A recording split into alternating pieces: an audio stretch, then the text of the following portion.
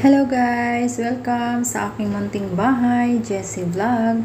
So, ang recipe natin for today, gagawa tayo ng Szechuan na chicken. So, kung merong beef, meron din tayong chicken. So, let's start! So, ito guys, na-marinate na natin to. Hindi ko na pinapakita sa inyo. Nilagyan ko na lang siya ng asin, paminta. Ayun, yun lang dalawang pantimpla po ang ginagamit ko po guys. So, let's start frying! So, ito na nga guys, na-fry na natin. So, deep frying po tayo para mabilis maluto.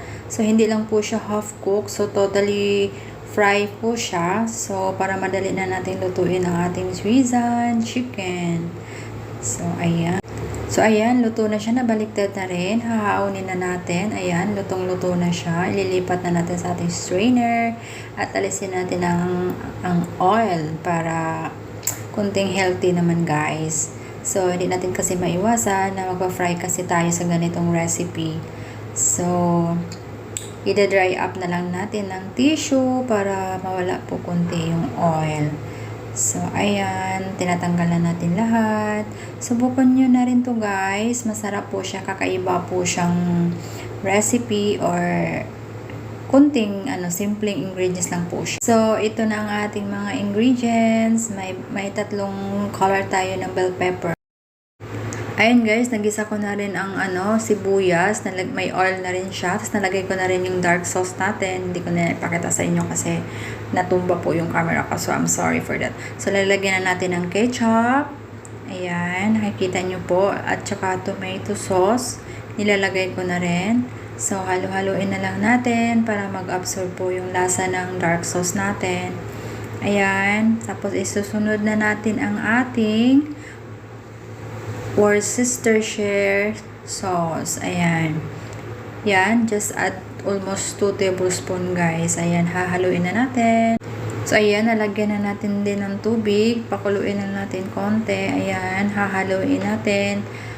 Hindi nyo na kailangan pong mag-cornstarch dyan guys kasi sa mga sauce pa lang lalapot na po siya.